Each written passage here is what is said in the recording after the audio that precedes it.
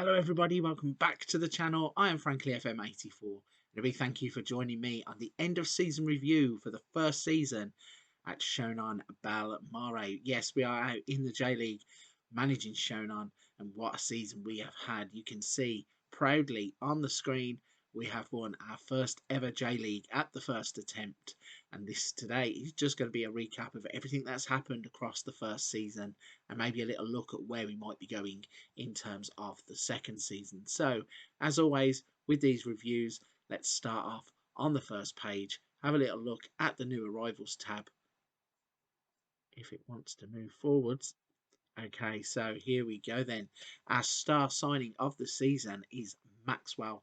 He's a 23-year-old striker who we bought in on a free transfer. He played 19 games, scored 15 goals with 1 assist and a 7.42 average rating. The board gave us a B grade for that one. Charlie Wellens is a 19-year-old attacking midfielder, came from Manchester United on a free transfer, broke into the first team at the end of the first season. Started 4 games, scored 1 goal, which actually won a goal of the month competition with a screamer, and he had 1 assist for a 7.3 average rating. We had Josh Brooking. He has also just broken into the first team. He comes as a highly rated right back, South African from Chelsea. Only played that 1 game but had a 7.3 average rating. Thierry Graca was another brilliant transfer, another free at the start of the save. Played 48 games, 7.16 across the season. Also broke back into the Cape Verde team at the age of 27. He's one that we want to keep around. We've got Xavier Simons, who came from Chelsea. We also have Godfrey Aboabona. He became quite a rigid piece in our defence as we looked to stabilise the team. They said we were weak on defence, so that's the area that we focused on. He came in, did a brilliant job. And then Elias Ovalar played 17 games, 6 goals, 2 assists, but only a 6.87 average rating. So those are some pretty decent transfers. We didn't spend a hell of a lot of money. Certainly on the players that are there, we didn't spend a single penny. All free transfer pickups, and they have been fantastic. So let's look at the season results next. So how it unfolded, the board wanted us just to avoid relegation. We went not 1, 2, 3 or 4 places better, but we went 15 places better. They expect us to finish 16th. We actually finished in first place and quite a long way clear as well. We only lost 1 game across the season. Drew 9, won 24 out of 34. 81 points is brilliant. Our average home attendance was 13,097, which was 70% capacity.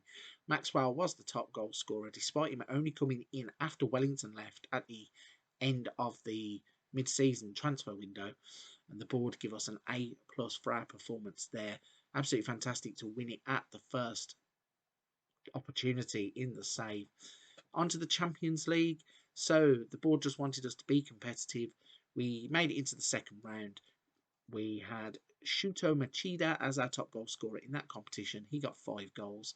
We got a B- as the board were delighted the team reached the second round. I was a little bit disappointed actually that we were knocked out by Beijing. We lost 5-1 in that game and we were really, really poor. I think we did have much more to offer in that competition, and maybe next season, once the players are changed and some of the older players are off the books, the younger players are bedded in, I think we can have a real good crack at that next season. In terms of the Emperor's Cup, they wanted us to reach the 4th round at a minimum. We reached the quarter-finals. The board were delighted at that, and we were knocked out cruelly on penalties, as you would have seen in yesterday's episode. And then on to the J-League Cup. They wanted us to be competitive. We got knocked out at the playoff stage. Ohashi was top scorer in that competition with 4 goals, and we were knocked out by Kashima Antlers. The board were quite upset. However, they do understand we had a difficult draw, which means that in one cup competition, we actually played Kashima Antlers 4 times, which is a little bit strange, but I suppose with these cups, don't really know too much about them. So if that's a regular occurrence, that's what it is. And we lost to Kashima Antlers 2-1. So in terms of the moments to remember, we had a 9-1 victory in the AFC Champions League against Johor Darul Tazim. Goals from Nago, 5 goals from Wellington, 2 from Machida and 1 from Hatta, securing that 9-1 win. Our match to remember was actually a 1-0 win against Constal Sapporo. Barada getting the goal. Not too sure why that is the game they remember. We had a 6-0 win along the way that I thought might have been the match to remember, but no. And then the goal of the season was that Charlie Whellan's goal that I was telling you about, the screamer. He scored a deftly executed finish from 24 metres. So let's have a look at the club finances, see where we are in terms of how we're setting up to go forward. So our club reputation has grown. We've gone from a 2-star national team to a 2.5-star national team. We then, in terms of annual revenue, have gone up to 9.19 million. Broadcast revenue is 2 million. Corporate hospitality is 571,000. Competition prize money 2.3 million. Matchday commercial and retail is 716,000. We have 623,000 pounds worth of non-domestic of merchandise sales, and of that, non-domestic is 62,000. And our most popular shirts for the 6,500 we sold was Barada, Sato, Thierry, Machida, and Miyuki. I think that might change next season if Maxwell continues in the form that he has been in. So, how we lined up. So, firstly, they've got the formation correct. That sometimes doesn't happen in this game. Looking at the team, it's put Graka, Takahashi, Oiwa, Ono, and Okamoto. I'd have had a Obana in there myself. Miyuki, Nago, and Barada, and then Maxwell, Wellington, and Machida up front. So it says we rotated a fair amount this season, but the key players played a major role in how the season turned out. So, in terms of the accolades, despite winning the league, I don't seem to have been voted manager of the year, which is a little bit disappointing. Maybe that comes afterwards, but in terms of the 2022 season, didn't get any awards for ourselves.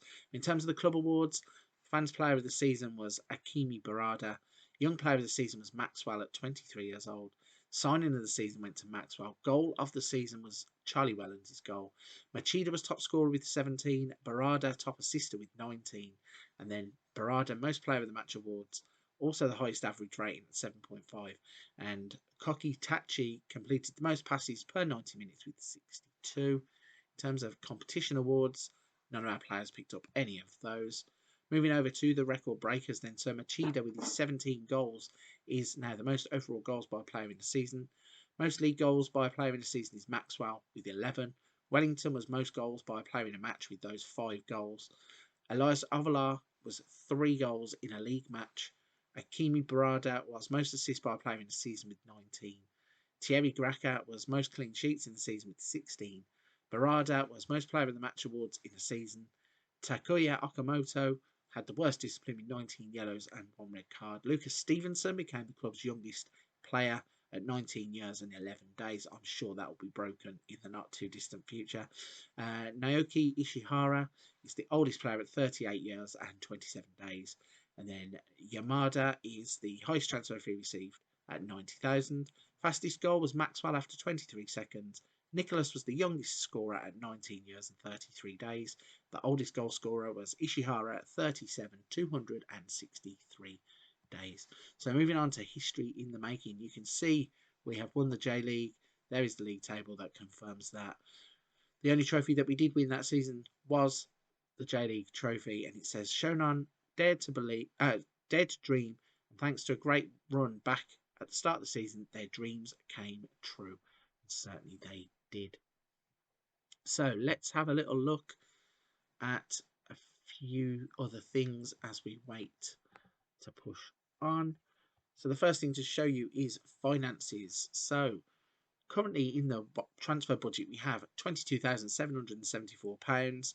Next season's minimum guaranteed budget will be £2.8 million. So that means we will have more money to spend next season than at any point in the first season. Our wage budget currently stands at £87,000 and our committed spending is only £65,000 for next season, which means that when some of the higher earners come off the books, we are really going to be a force to be reckoned with in the transfer market, as we have plenty of room to manoeuvre. In terms of the club vision, let's have a look. So sign players under the age of 23 for the first team, they are delighted. Play attacking football, they are reserving judgment. Play possession football, reserving judgment. Play entertaining football and play high tempo pressing football, so very demanding in the style that they want. Maximum 1-year contracts for players over 32. Maximum 2-year contracts minimum 2-year contracts for first team players. And then going forwards, they want us to avoid relegation again next season. From champions to avoiding relegation again is quite an interesting jump. Contract is up for renewal, and the youth facilities improvement will be completed, and then they want us just to continue remaining in the J League. In terms of manager performance, a B plus to summarise, the board are pleased with the overall leadership of the team. Last season's successes remain fresh in their memories, and our appraisal of your current performance takes fully into account. So, it's looking pretty good in terms of moving forwards. You will have seen that there are quite a few players. If we go into general contract and have a little look at when they are expiring. So some of the names of players that are going to be moved on the 31st of December are Yamamoto, Ishihara, Arai. I think he comes back. Maybe his loan contract is up, but I'm not too sure. Umisaki, Akimoto. There are a few more.